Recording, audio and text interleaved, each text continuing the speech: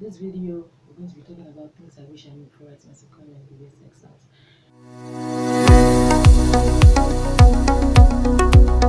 So hey guys, welcome back to my channel. If you're new here, then welcome.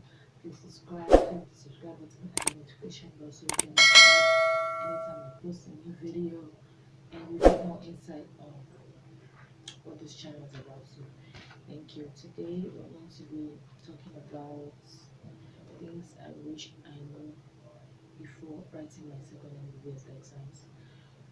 Okay, I the last video I posted was about things I wish I knew when I was before entering into medical school.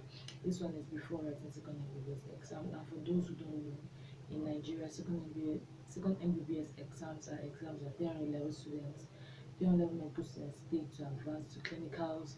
So I've already talked about that in depth in my video, one of my videos, and I'm going to link them down below for you guys to click down, watch that, and understand what medical school section and everything is about in Nigeria. So, okay, second MBBS exams is going to comprise of second semester, um, 200 level first semester, 200 level second semester, and 300 level first semester. So, we're going to, the exams is like to be written on the exams to be written on 300 level second semester. That's when, in fact, that whole semester is purely for exams and revision. So it's like WAEC or a higher grade of WAEC. If you anybody that passes these exams get advanced into, like, you cross over to clinicals, and that's when you start learning pharmacology and all that clinical stuff. You be working, stay in the hospital doing rounds, that kind of stuff.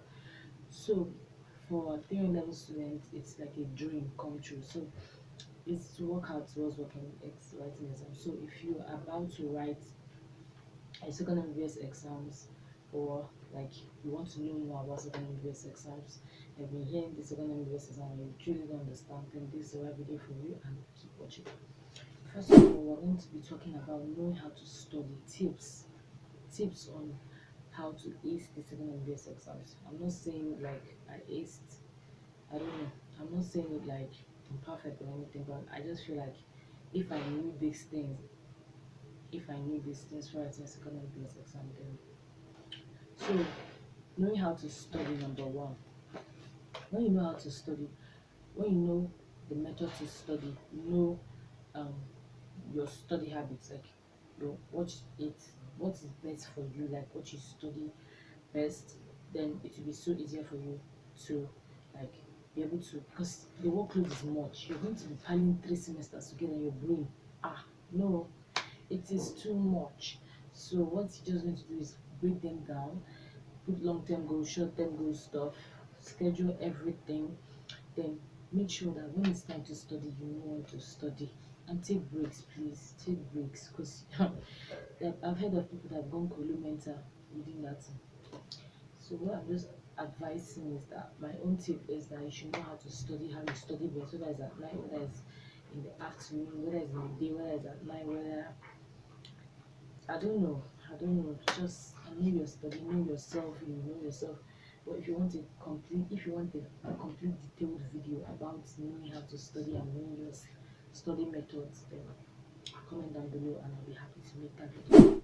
Secondly, start studying early. Like immediately you get into 200 level, don't think it's a joke, because obviously you don't have results for that year, you don't have results for that session, you don't have results for the whole of 200 level course. You're really going to be writing an end course, like it's like a 10% test. Although when they are grading it 100, but then they break it down to smaller units, then it's 10%, blah blah blah, everything will just be cumulative into 100%. Everything will be linked in the video down below. Just please watch that if you want to understand what I'm saying. You have to have a good revision timetable. That's number 3. Have a good revision timetable. It is very important because there's so many information you have to get in your brain. And if you have to start cramming, you will cry. I'm just telling you. If you start cramming, you will cry. You will cry. I don't know, I can't emphasize this enough, because it's important to be able to revise before the exams. Like, you have to start early, then make revision notes. Then when it's closer to exam, in fact, not even when it's closer to exam, every end of the week, revise what you have read for that week so that you stay in your head. There's something about repetition. When you study and you repeat, it's very important. Then maybe when you find out that you make practice questions for yourself, when you find out that you don't know this, like you are done reading and everything, and you still did not understand it, or you don't know what, like you could not answer the questions that you set for yourself, then go back to it. There's no harm in going back. I don't know, like laziness, no. Go back, study, and then if you find yourself still not understanding, ask for help. Do not be proud. Ask for help. Everybody's in this together. There are people that will think that you're running this race. Yes, everybody's running it by themselves, but you need help from others. That's just the thing. That's just the truth. Number 4, and this one is for all students, like every student. Before entering the hall, make sure that you don't study. Don't open book 1 hour before the exams. Never. Don't do that. Even if you hear, even if you hear from others that this is the way, don't. Because immediately you open a book to start reading close to your exam time, you start feeling tense. And when you feel tense, you forget the things that you already read. And when you forget the things you already read, whatever information put into your head again is cramming. It's not going to stay. When you enter the hall, you'll be so, what's happening? What's happening? What's happening? By the time you finish your book, by the time you don't put pen on paper, you're already sweating, and it's not good. So you just have to learn to be calm. Just breathe in, out, breathe in, out, like that. Take deep breaths, keep quiet, close your ear, don't care, don't listen to them, do not listen to them.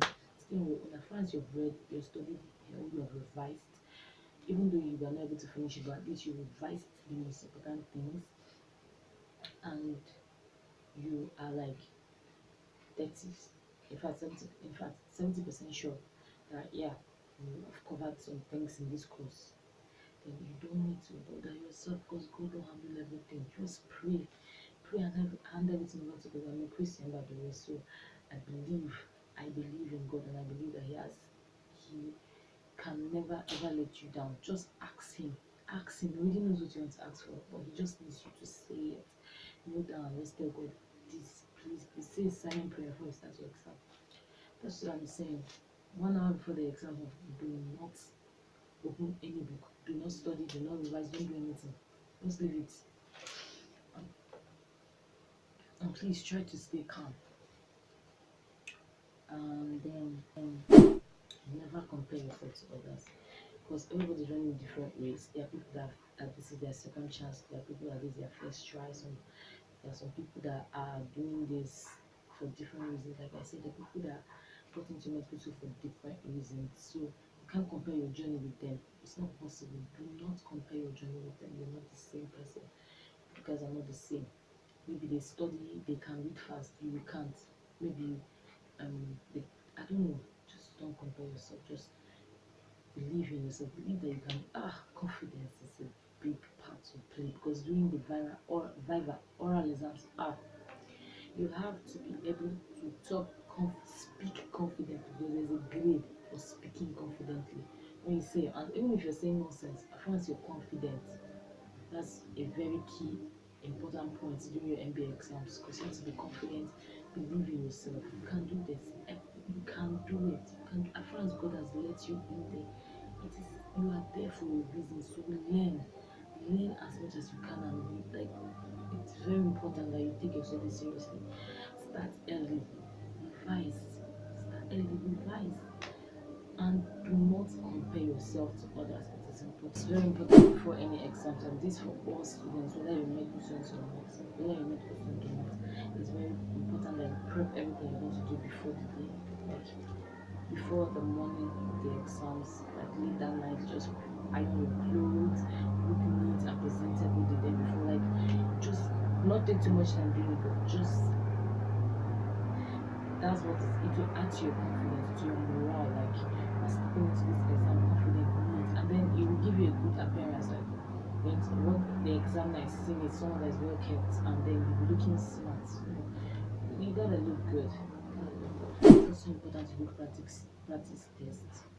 go to friends that are in higher grade than you, people that have taken the exams, just do practice and practice, take their question papers if they have, then study them, do practice tests, answer them, and see if you can remember 70% of what you've read.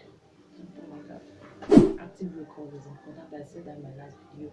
You have to be able to if I just prevent crime, you have to be able to remember everything about mostly 70% of what you have read, to be sure that yes, this thing is in your head, yes, you have done it. So that's just it. Just I'm going to insert the link to a video that is talking about active recall in the description box. So please click that video and watch it and understand more. My aim for this channel is to educate people, educate everybody, people that are listening, that about school, medical school, experiences.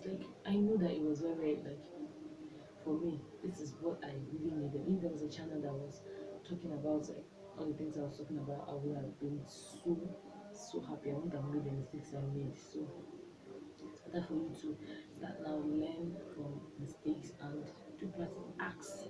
Ask your classmates higher than you, your friends that have taken the exams, how it was, what it's just. But number, don't put tension on yourself. Don't let that fear take it into your room. A study partner is good. Having a study group and a study partner, it's very, very important. Having a study partner and study group, and you need your study group to 4 people. Don't have more than 4 people, because if you have more than 4 people, it's like catch up game.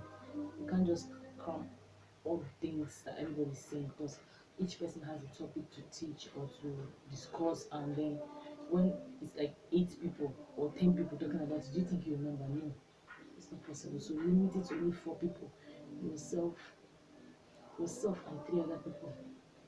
That's just it. Or you can have a study partner, both of you guys want the same thing, you guys want to I don't know, just having a study partner, it's very, very important, because what we must deal with, I don't know, it's better to talk about it when you verbally talk about what you've learned. It sticks here, especially if you're teaching someone else. It actually sticks. Try it. When you study, go and teach someone, you see it actually sticks here, because you'll be studying, you'll be reading it in such a way that you want this person to understand. So that's how you study. When you study, you discuss.